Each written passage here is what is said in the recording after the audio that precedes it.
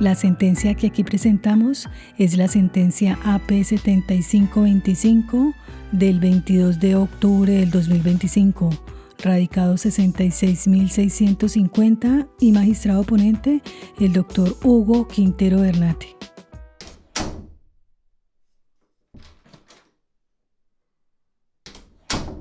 De acuerdo al asunto, sería el caso proceder a resolver de fondo el recurso de apelación interpuesto por el procesado Adrián Danilo y su defensor contra la sentencia proferida el 6 de mayo del 2024 por una sala de decisión penal del Tribunal Superior del Distrito Judicial de Bogotá, que condenó al aquí procesado Adrián Danilo como autor penalmente responsable del delito de asesoramiento y otras actuaciones ilegales, de no ser porque se advierte que los recursos fueron sustentados extemporáneamente. Los hechos inician por los delitos de homicidio culposo y lesiones personales culposas en accidente de tránsito por hechos ocurridos en la ciudad de Bogotá, donde se tramitó el radicado terminado en 2009-01509, en el que un señor John Jairo resultó condenado por los mencionados punibles.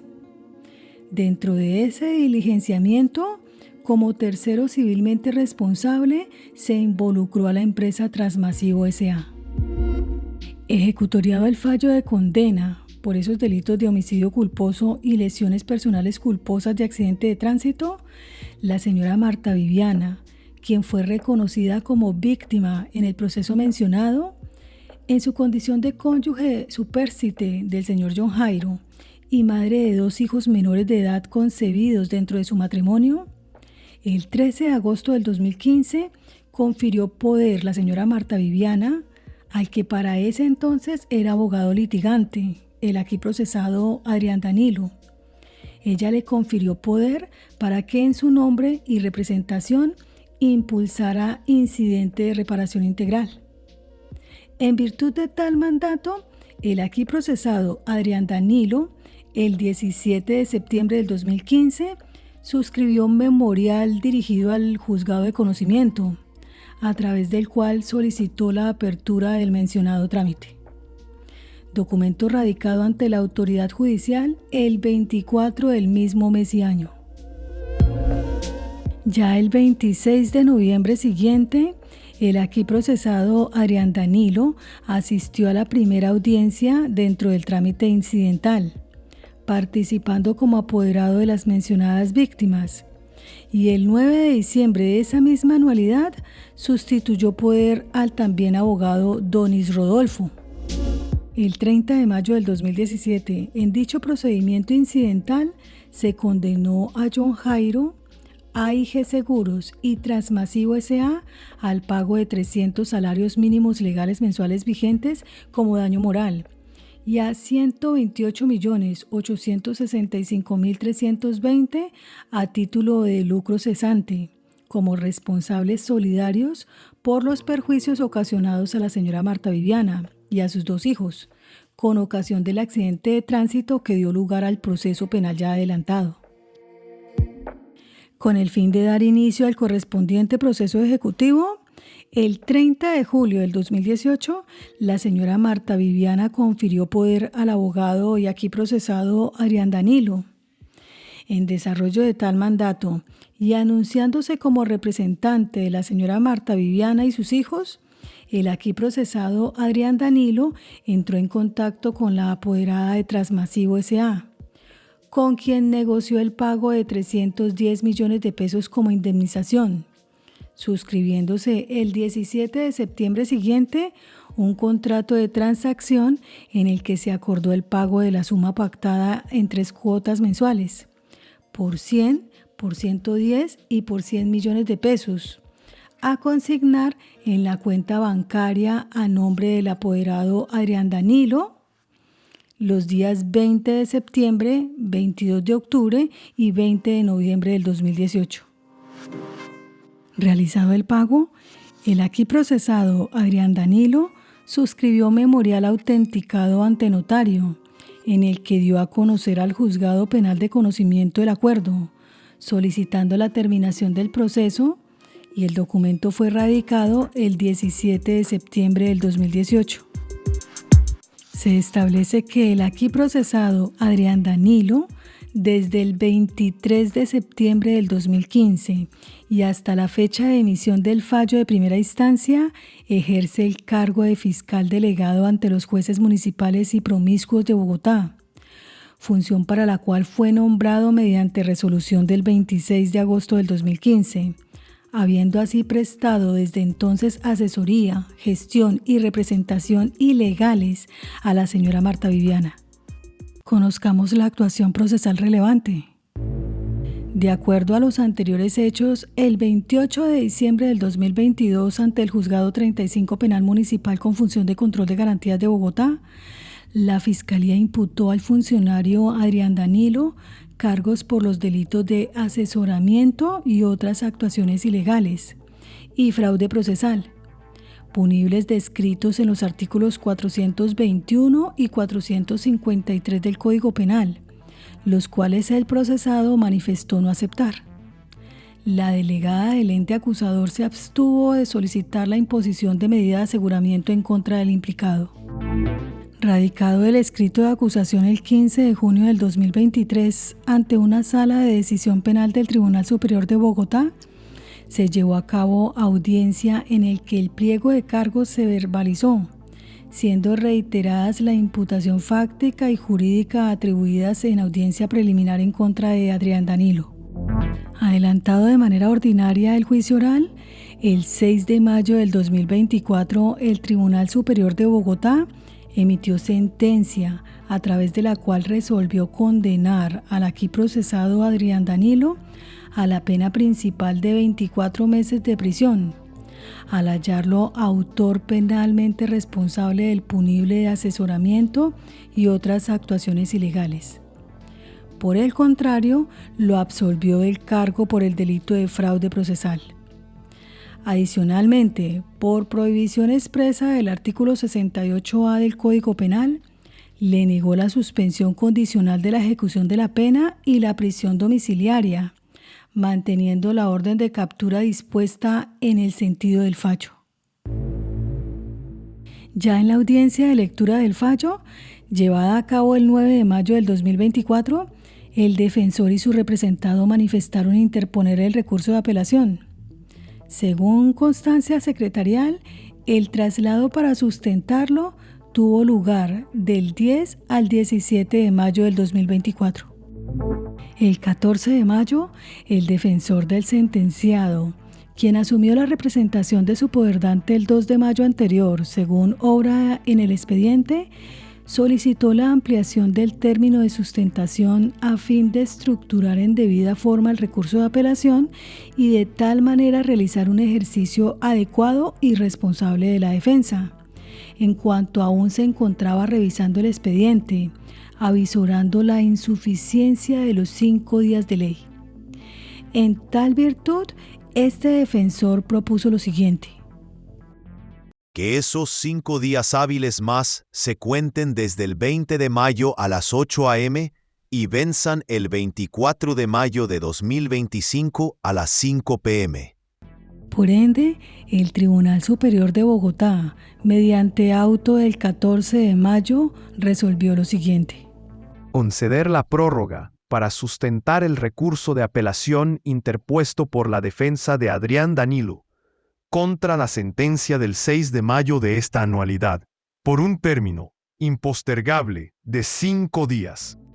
Pese a lo anterior, la Secretaría del Tribunal, según constancia, corrió traslado a los sujetos no recurrentes del 20 al 24 de mayo del mismo año. Al mismo tiempo, la misma Secretaría dejó constancia de las siguientes actuaciones. Primero, notificación del auto que concedió la prórroga vía correo electrónico remitida el 15 de mayo del 2024. Segundo, notificación de la misma decisión mediante estado fijado el 21 de mayo por 4 días. Tercero, contabilización de la prórroga para sustentación del recurso de apelación del 27 al 31 de mayo. Y cuarto, traslado a los no recurrentes del 4 al 11 de junio del 2024. La defensa técnica y el sentenciado, mediante sendos correos electrónicos del 29 de mayo del 2024, remitieron al tribunal la sustentación de la alzada propuesta, la cual fue adicionada por la defensa el 31 de mayo siguiente. El magistrado sustanciador de la Corporación de Primera Instancia, mediante auto del 12 de junio del 2024, concedió la impugnación ante la Corte. Procedamos a las consideraciones de la Corte, quien, como se indicó al inicio, sería el caso entrar a resolver el recurso de apelación interpuesto de no ser porque la Corte establece que las sustentaciones de la alzada se realizaron de manera extemporánea, tal como se procede a explicar. Iniciemos con las premisas normativas. En el proceso, los recursos se erigen como el mecanismo idóneo a través del cual se controvierten las decisiones judiciales.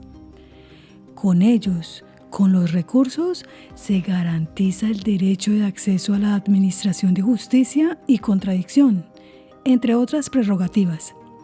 Sin embargo, su forma no es libre o totalmente flexible, sino que está claramente delimitada por la ley, debido a que existen limitantes en cuanto a la legitimidad y oportunidad para interponerlos y sustentarlos. Sobre su oportunidad, que es el punto de interés para la Sala en esta ocasión, se ha de recordar que los recursos deben interponerse y sustentarse dentro de los lapsos establecidos por la ley, en procura de preservar el orden procesal, la igualdad de los sujetos, la preclusión de las determinaciones y etapas en el trámite y la seguridad jurídica. De allí que su naturaleza sea perentoria. De tal forma y de conformidad con el artículo 179 de la Ley 906 del 2004, el recurso de apelación en contra de la sentencia de primera instancia debe interponerse en la audiencia de lectura de decisión. La sustentación de éste podrá presentarse, primero, o bien de manera oral en la misma audiencia, caso en el cual seguidamente se correrá traslado a los no recurrentes, o segundo, por escrito, dentro de los 5 días siguientes a la culminación de la referida vista pública. En este último evento, cumplido este, se correrá traslado común a los no recurrentes por otros 5 días. Cuando no se sustente el recurso de apelación dentro del término de ley, se declarará desierto, conforme lo estipula el artículo 170A y viden. Ahora bien, resulta necesario traer a colación los artículos 8º, inciso primero, y 158 del mismo cuerpo normativo, los cuales establecen lo siguiente. Artículo 8. Defensa. En desarrollo de la actuación, una vez adquirida la condición de imputado, éste tendrá derecho en plena igualdad respecto del órgano de persecución penal en lo que aplica a 1. Disponer de tiempo razonable y de medios adecuados para la preparación de la defensa. De manera excepcional, podrá solicitar las prórrogas debidamente justificadas y necesarias para la celebración de las audiencias a las que deba comparecer. Artículo 158. Prórroga de términos. Los términos previstos por la ley o en su defecto fijados por el juez no son prorrogables. Sin embargo, de manera excepcional y con la debida justificación, cuando el fiscal, el acusado o su defensor lo soliciten para lograr una mejor preparación del caso, el juez podrá acceder a la petición siempre que no exceda el doble del término prorrogado. Sobre esta última previsión normativa, en sentencia CSJ-STP 157 del 31 de agosto del 2021, ha referido la existencia de 3 condiciones para la prosperidad de la prórroga, las cuales fueron desarrolladas de la siguiente manera. Legitimidad. La prórroga solo puede ser solicitada por los sujetos procesales, lo que significa, por contraste, que no es viable de manera oficiosa. Esto encuentra su razón de ser en el hecho de que el uso de los términos establecidos para que las partes actúen queda a su discreción. Oportunidad. Que se haga antes de su vencimiento. Aquí el legislador estableció un límite temporal para el ejercicio del derecho, el cual, como se dijo, no puede extenderse más allá del vencimiento. Procedencia. La causa que motiva la petición debe revestir las condiciones de grave y justificada. Es decir, no puede tratarse de cualquier eventualidad, sino de una actuación de tal magnitud que, sin ser atribuible al defensor o al procesado, impida disponer oportunamente del término en condiciones razonables y aceptables, todo lo cual debe probarse ante el juez. Refirámonos ahora a las premisas fácticas. Tal como se reseñó en el acápite de antecedentes procesales, la defensa técnica y el procesado interpusieron el recurso de apelación en la audiencia de lectura de fallo, llevada a cabo el 9 de mayo del 2024. Dichos recurrentes manifestaron realizar la respectiva sustentación por escrito. Es así como iniciado el descuento de los 5 días establecidos por el artículo 179 de la Ley 906 del 2004, los cuales transcurrieron del 10 al 17 de mayo del 2024, el apoderado del enjuiciado, recordemos, solicitó una prórroga de dicho término con el fin de preparar mejor el caso, la cual le fue concedida por el tribunal por un término impostergable de 5 días. Sin embargo, recordemos también, la sala del tribunal descorrió la ampliación del plazo concedido entre el 27 y 31 de mayo de la misma anualidad. Dentro de este último término, el defensor y el procesado presentaron sus respectivos escritos de sustentación. Puntualicemos en la subsunción de los hechos en la normativa. De la confrontación entre la normativa que rige el caso, o sea, las premisas normativas, con lo acaecido procesalmente, o sea, las premisas fácticas, se observa que si bien la defensa técnica y material interpusieron en el tiempo legalmente oportuno, como es la audiencia de lectura del fallo, el recurso de apelación, y que la prórroga concedida para la sustentación fue otorgada bajo el cumplimiento de las condiciones de legitimidad, oportunidad y procedencia, conforme lo establece la ley y la jurisprudencia, no sucedió lo mismo con la sustentación de la apelación, la cual resultó extemporánea por las razones que aquí se proceden a exponer. En efecto, concedida la prórroga por un término de 5 días más por parte del tribunal para sustentar el recurso, estos debían sumarse de manera continua al término inicial. De tal forma, si los iniciales 5 días se cumplían el viernes 17 de mayo del 2024, el lunes 20 de mayo siguiente iniciaba la prórroga concedida hasta el viernes 24 de mayo, fecha en que fenecía el término para sustentar el recurso vertical. Y es que el yerro del tribunal consistió en concreto en proceder a notificar el auto que concedió la prórroga a través de edicto fijado por 4 días, cuando ello no procedía.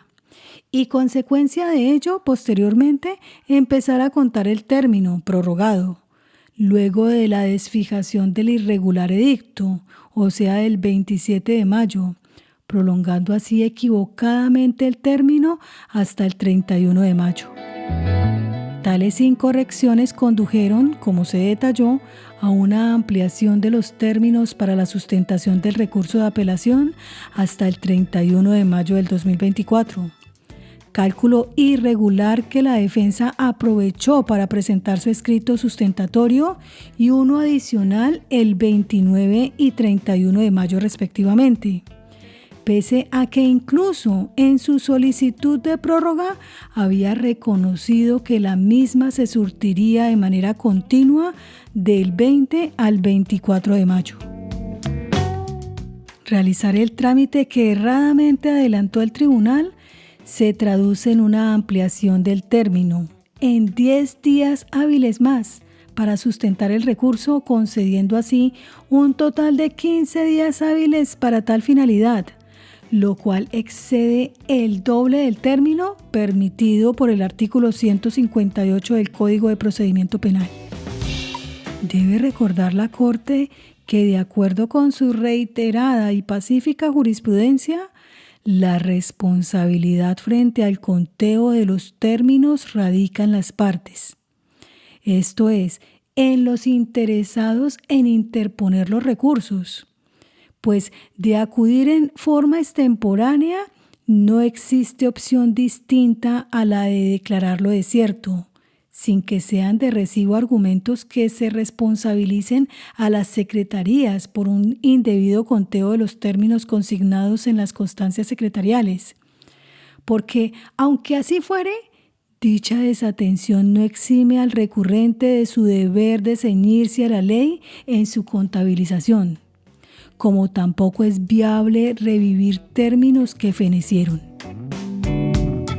Esta tesis está avalada por la Corte Constitucional cuando señaló: frente a ello, si una secretaría incurre en un equívoco al dejar una constancia de corrimiento o vencimiento de un término, bien sea de ejecutoria, de sustentación o de traslado, el deber de los sujetos procesales es atenerse al régimen legal vigente en materia de procedimiento y no aprovechar la eventual extensión de términos a que pueda haber lugar con ocasión de los equívocos en que incurran las secretarías de los despachos judiciales.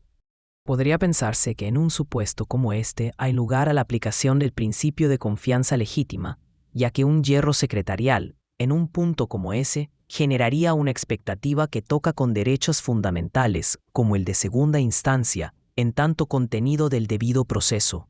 No obstante, ningún profesional del derecho puede asumir que las irregularidades en que incurra la secretaría de un despacho judicial tienen la virtualidad de extender los términos procesales, pues estos los fija la ley y no servidor público alguno.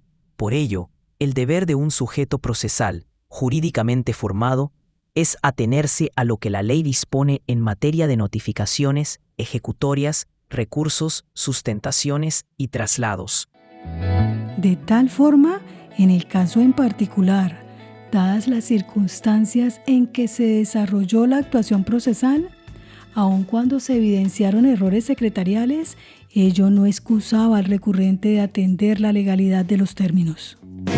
En todo caso, la Sala encuentra que en el caso bajo examen no se suscitó una verdadera tensión entre el principio de legalidad de una parte y la buena fe y la confianza legítima de otra, que hiciera prevalecer estos dos últimos, dado que la situación no se acompasa con ninguna de las condiciones que la jurisprudencia ha señalado, como quiera que los errores secretariales identificados no constituyen razones suficientes para exculpar al recurrente de su deber de atenerse al régimen legal, y de modo alguno puede implicar una ampliación del lapso en el conteo de los términos que pueda ser aprovechado por las partes, máxime cuando el recurso fue interpuesto dentro del término legal establecido. Como conclusión, demostrado como quedó en el presente asunto el término para la sustentación del recurso de apelación interpuesto, de acuerdo con los artículos 179 y 158 del Código de Procedimiento Penal del 2004, corrió ese término del 10 al 24 de mayo del 2024, donde se incluye la prórroga concedida, y que el procesado y su apoderado judicial presentaron su escrito fundamento de la alzada hasta el 29 de mayo de la misma anualidad. Se concluye que tal sustentación fue extemporánea. Consecuentemente, de acuerdo con el artículo 179A ibidem, se declarará desierto el recurso. Y en mérito de lo expuesto, la Sala de Casación Penal de la Corte Suprema de Justicia resuelve declarar desierto por extemporáneo el recurso de apelación promovido por el procesado Adrián Danilo y su defensor de confianza, y en consecuencia abstenerse de estudiar la correspondiente alzada.